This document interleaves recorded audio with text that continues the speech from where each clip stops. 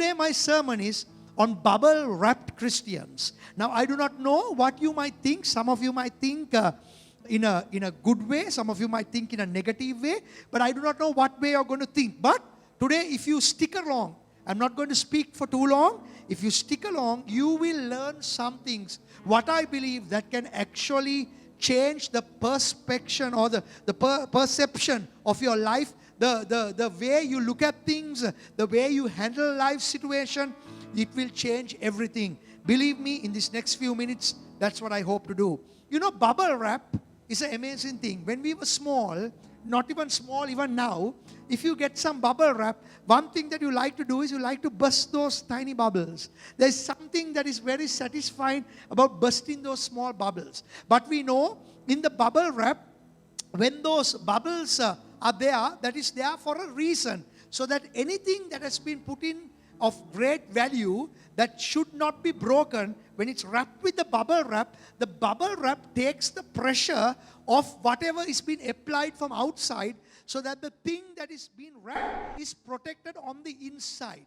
Now today, the reason I brought this sermon to you was, this thought popped into my head about a couple of weeks ago, and I kept developing on this sermon. And next week, I'm hoping to speak to you about the favor of God. About the favor of God. Now, every week, we have plans. We don't know how things will turn out. But one thing is for sure, God is good, God is great, God is awesome. This morning, I was listening to Pastor Dinesh's message. Spoke about Samson, about Saul. I was listening. The Tamil service had their messages on. The Sinhalese service, we had it. Now the English service. The services will go on, even though you can't come to the house of God. Okay. Quickly, would you please remember this? Reasons people don't come to church. So today, we have a whole lot of bubble-wrapped Christians. Bubble-wrapped Christians. I'm already seeing some of your faces. Maybe it's having a smile. Maybe some of you in your homes are now thinking, here are some reasons.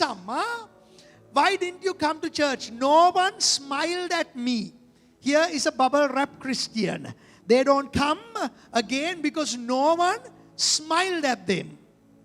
So they are very offended, they are very saddened, and they don't feel welcome, so they don't come. Then there is another reason why people don't come. I don't like certain people who come to this church. Certain people who come to this church makes me angry. When I see these certain people, I can't bear it. So bubble wrap Christians can't bear to see certain people. Third thing, now I hope that you won't get angry and go offline. Hallelujah. The third one is, certain people don't come because it's too hot. Certain people don't come because it's too cold. So you are wondering, where do you get the perfect setting? Certain people won't come because it's too hot. Certain people don't come because it's too cold. I was perspiring in church. My beautiful blouse went for a 6. Some people say, Ane, can't come to this church. Ane, I am shivering. All my bones are hurting at the end of this service. Then why don't people come also? There are some other reasons that people don't come. The seats are uncomfortable. I can't sit for so long. I like to have like cushioned seats. The seats were uncomfortable. These are actual reasons why people don't come. Okay, these are not made up. These are actual reasons. Look at the next one. No parking. No parking. There was no space to park, so I can't come. Why? When you have to go to a supermarket and the supermarket parking space is full, you can go and park your vehicle somewhere far, walk and still get your shopping and your groceries done and go home. You want to buy some clothing, you go to a certain place, the parking is full, you park even further, come walk in, buy your clothes, your shoes, get into your vehicle and go. But church, no parking, so I can't come. Here's the next one. It was raining. Of course, this is also a valuable reason to some people. It was raining. The next one, people say, I couldn't come. I fell asleep. I fell asleep. I could not come. Then there's another very important reason they give you. Tomorrow, I need to go real early somewhere. So I got to get to bed very soon. So that's why I didn't come. I need to sleep on time. Now I want to tell you something. All of these reasons we give, Do we give this same reason on Monday for work? Do we give this same reason on a Thursday when you go for your friend's party, your relations, whatever? When you go somewhere where you want to go, do you give the same reasons? But the real reason is, I didn't want to come. That's the real reason.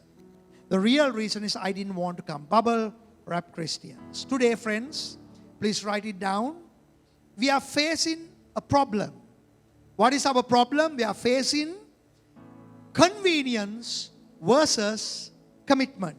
Convenience versus commitment. Now, some of you are saying, Pastor, you asked us to stick around, that it's going to change our life. Believe me, in the next few minutes, what you're going to hear is going to change your life. But I'm just setting this whole sermon up. Now, what do we see the next one? Point number 2. We see today people are convenience-based rather than commitment-based. Commitment is doing the thing after the feeling has passed. Someone gave us a definition. I can't remember who it is. Someone has told us commitment is doing the thing after the feeling has passed. You know, when we have a very heavy feeling, we have lots of commitments. I'll commit to this, I'll commit to this, I'll commit to that, I will, and 150 commitments. When the feeling has gone, the commitment also leaves for many people. So commitment has nothing to do with feelings. It has everything to do with decisions. That's why young people, when you meet certain people and you go out and you give your entire self before marriage, you know what you have done? You have set yourself up for a dangerous thing in your life. Because now there is no more commitment for any either party, because you have given yourself fully. So the dreams all are lost. I'm asking you, till you make the commitment together, be careful of all your transactions, your dealings, and all your relationships. I'm telling you, many young ladies fall into this problem. They give themselves fully up to the young men, thinking that the young man will remain because they have been so open, not knowing that that makes it very easy for the young man to move on, because now he doesn't have any commitment. Everything what he needs, he got from the relationship, he's gone and he's moved to something else. All right? Or not, I'm speaking more of young men. Of course, young women also have this, but this happens specifically in this agenda. Right. Quickly, come with me to the next one. You are not willing to pay the price. Bubble wrap Christians are not willing to pay the price. That means they want everything on sale. They want everything for cheap. I have been telling you, branded things never get onto sale. Even if branded things have to be kept, actually they never sell it. And if you remember, some branded things that were sold, the people who bought it at high prices were almost going to sue certain companies, because you cannot sell good stuff at a lower amount. But we all like nice things at a lower cost. Now friends, the next thing, quickly write it down. You know, a microwave savior. You know, whenever you go to a microwave, you go to it so that you can have something quickly heated up. Something quickly heated up.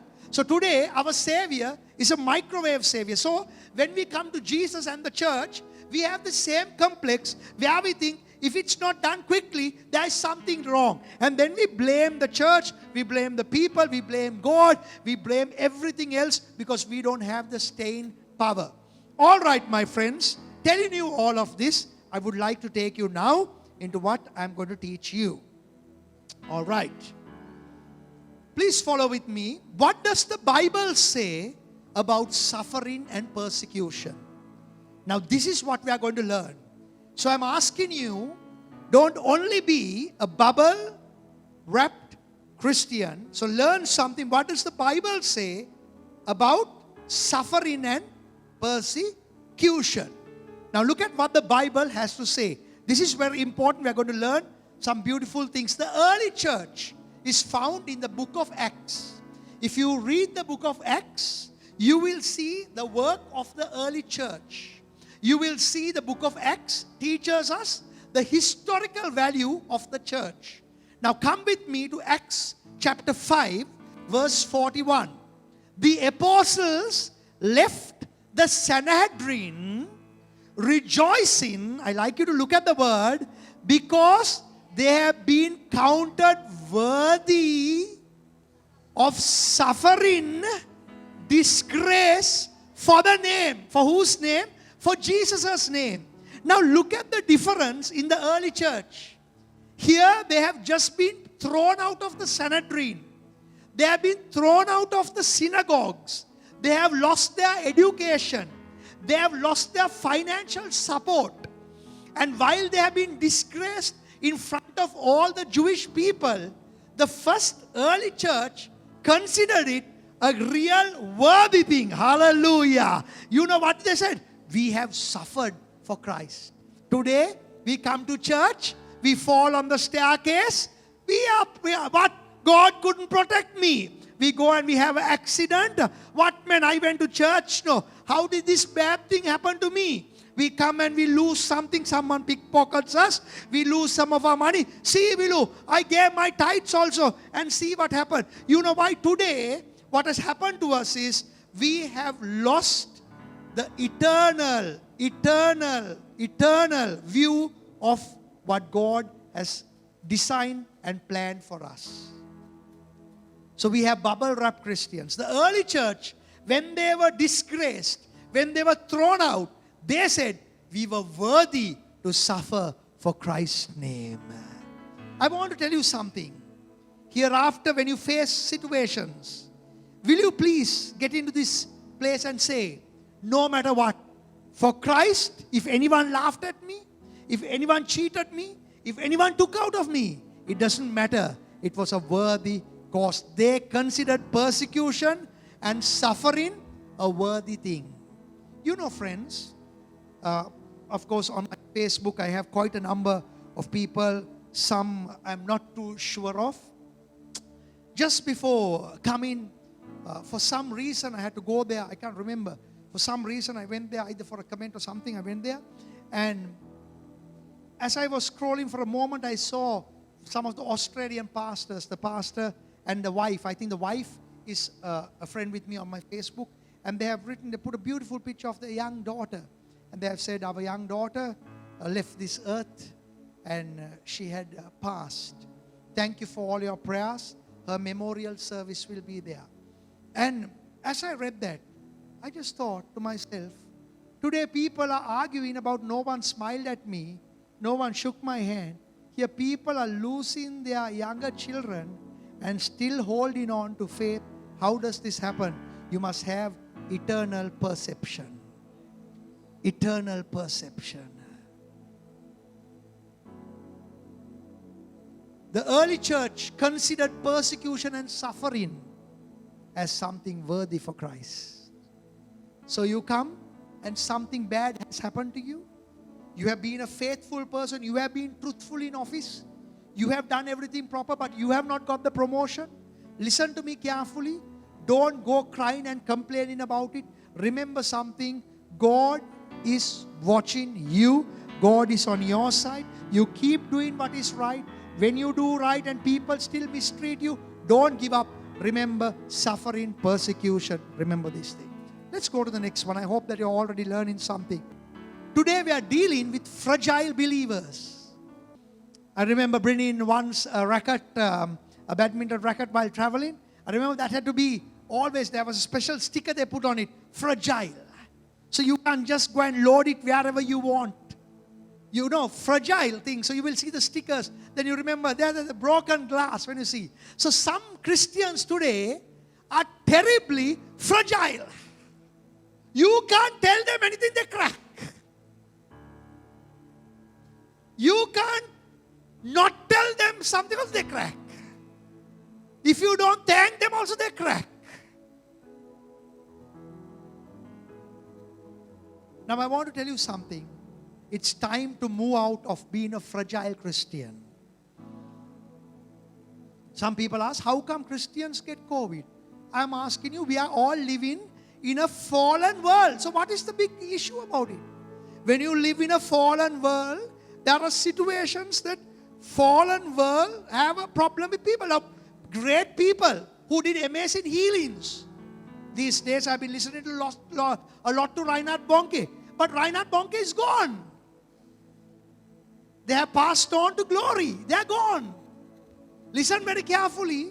The Billy Grahams, Reinhard Bonnke's, the great people of yesteryear, the generals who did mighty miracles, they are all gone.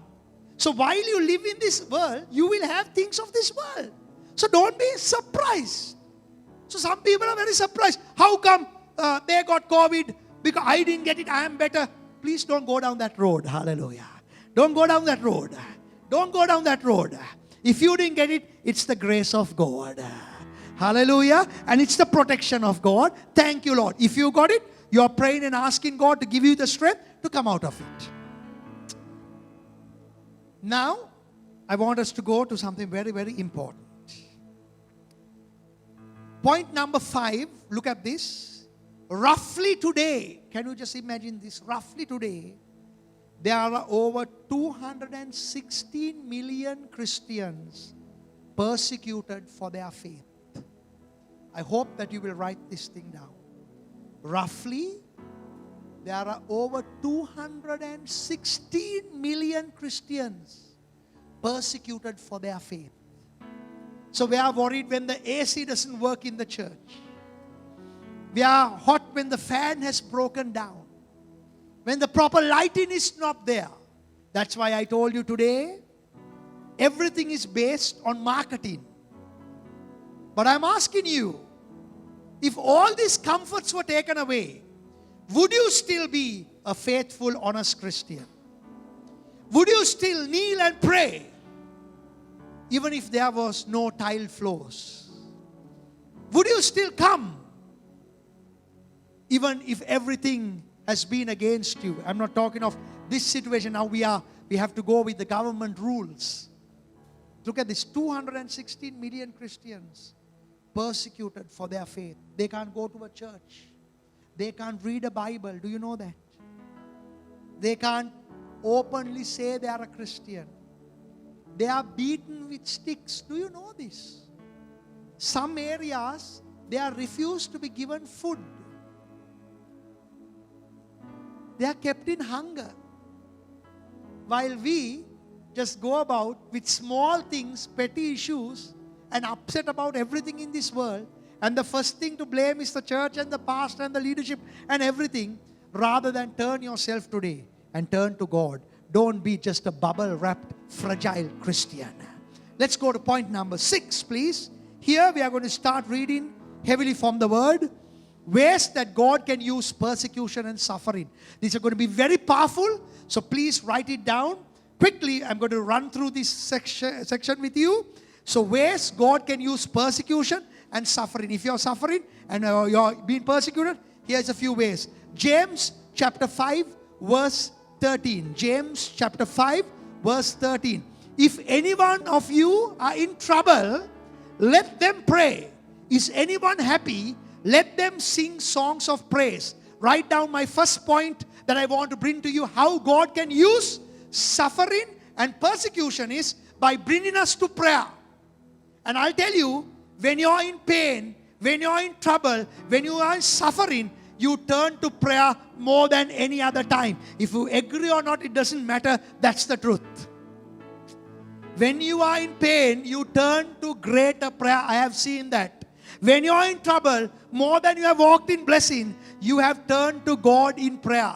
So one way God brings us to prayer is also showing us through suffering and persecution. Reach out to me. Reach out to me. Some people run away from God. Some people run towards God. I hope that you will be the latter person, that you will run towards God. So in your trouble, in your problems, in your persecution, God is asking you, increase your prayer. Increase your prayer.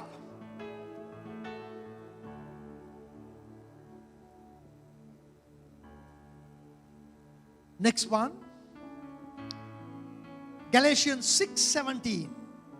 For now on, let no one cause me trouble. Apostle Paul is saying, for I bear on my body, look at this, what Apostle Paul is saying, I bear on my body the marks of Jesus. What is this? What is the apostle talking here? Now let no person trouble me anymore, because on my body, in my body, I have the marks of Jesus. What is the marks of Jesus? It is the scars that Jesus received. It is the pain that Jesus went. The apostle Paul says, I bear in my body the same pain that Christ went through. In fact, church, Jesus was whipped once, to our knowledge, and then crucified. If you ever read Paul's suffering, you will see there is a minimum of 3 times that he was whipped. With the cat on 9 tails, or 39 lashes, the apostle Paul says. So that means he is whipping, also he received 3 times, even more than Christ. And apostle Paul says, let no man trouble me, because I bear the marks of Christ on my body. Such a great apostle could have said, why have I got to suffer like this? Now here is the lesson I wanted to get from this word, from suffering and persecution. All the marks that you bear on your body is going to be a testimony what Jesus has done in your life. Whatever you have gone through, the pain, the shame, the whipping, the caning, the throwing away, on behalf of Christ, whatever you have gone through, that is your testimony. The beautiful thing of a scar is, it's a reminder of a wound that was there. A scar is a reminder of a wound that was there. And a scar reminds us, it used to pain, but it doesn't pain anymore. So Christ Jesus in the word through Apostle Paul says, he bears the marks of Christ, saying a testimony. So I'm asking you, your suffering, your persecution can become your testimony. Hallelujah. It can become your testimony. Next thing quickly, church. Exodus chapter 1 verse 12. But the more they were oppressed. Oh, I hope that you're writing these things down. I hope that your word is going into your life. The more they were oppressed, the more they multiplied and spread. So the Egyptians came to dread the Israelites. Hallelujah. What is the lesson I want to give you in persecution and suffering? Persecution and suffering can be a means of growth. Hallelujah. The more they trample you, the more you are going to grow. Hallelujah. The more people have oppressed you, you will grow. Hallelujah. They took from you thinking that you will fall, but they did not know Christ was on your side. Hallelujah. They went and spoke bad about you. Oh, they painted you. They put bad comments about you. But they did not know Christ was on your side. Hallelujah. And the word of the Lord tells us, the more Israel was persecuted, oppressed, the more they grew. And I'm telling you something. I think Kobe Bryant had one of his favorite sayings, that you got to work through the pain. And in his entire career, one of the things that they noticed about him was he, even while injured, he still played on. He still played on because his pain tolerance was much more than all the athletes of his time. His pain tolerance. You know something? Your persecution, your suffering can make you grow. It can make you grow. Now come with me to the next point, please. The next point. Hebrews chapter 2 verse 10. To bring many sons and daughters to glory, it was fitting that God, for whom and through whom everything exists, come with me, should make the pioneer of their salvation, church, watch this, perfect through what he suffered. Many of us don't know the meaning of this scripture. Who is the pioneer of faith? Christ Jesus. Christ Jesus made perfect through what he suffered. Now I want you to understand this. Our sufferings and persecutions makes us perfect. Hallelujah. Brings us or a way of perfecting us. I'm telling you, when you are facing difficulties, troubles, persecution, sufferings hereafter, don't grumble. Remember this message. It's a way of perfecting me. It's a way of perfecting me. Some of you are saying, enough, God. Enough. I don't want to be perfect anymore. But that's not something that you and I choose. That's not something that you and I choose. Lord, perfect the other person. Now enough with me. I feel I'm perfect, or perfect the other sister, the brother, perfect them. You and I can't choose that. That's the problem. You and I can't choose that. It's a means of perfecting us. In 2 Corinthians 1:3, I hope I have given you a whole set of scriptures. My hope is that you will take it and read it. You will pray, meditate on this word. 2 Corinthians 1:3. Praise be to God, the Father of our Lord Jesus Christ, the Father of compassion and the God of all comfort. Now look at the next part of this verse.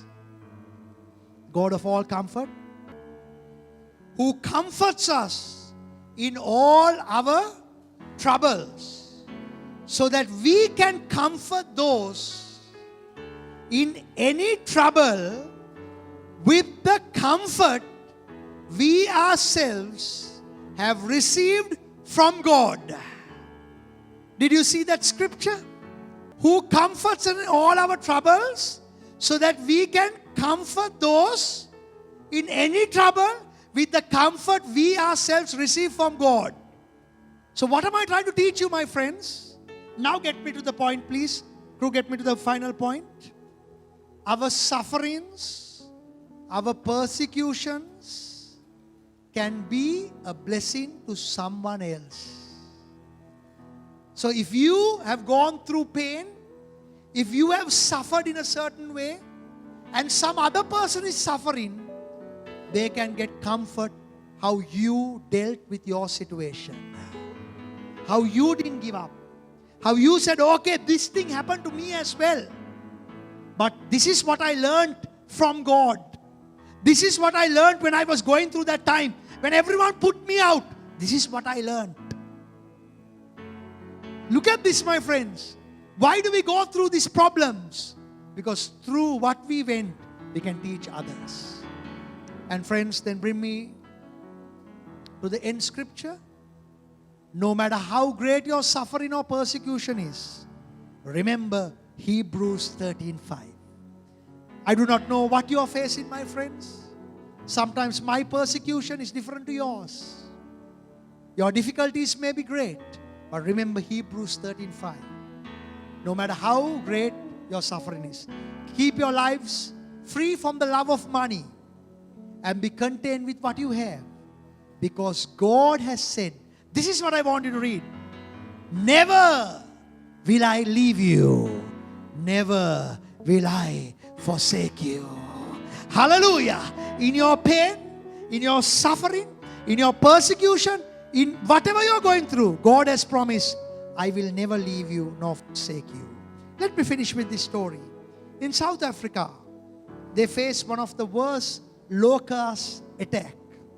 When the locusts came, they ate up all the plantation, the crops. But the very next year in South Africa, they got their greatest crop and harvest ever after the locusts had eaten their crop. The next year, they got the greatest harvest, the greatest crop ever by the dead bodies of the locusts that fell near the plantation that became fertilizer for the next crop. I want you to understand something. What the evil one plans for harm, God can turn for our good. Hallelujah. What the locusts came to eat and destroyed became fertilizer for the next harvest. So I'm asking you, what you're facing today is not the end. It's not the end. Don't give up. Don't just be a fragile, bubble-wrapped Christian. Become a Christian who is strong in Christ, who won't just give up for the slightest drop of the hat, but who will stand strong even in a period of COVID and say, God is with me because the promise is for me. Never will I leave you. Never will I forsake you.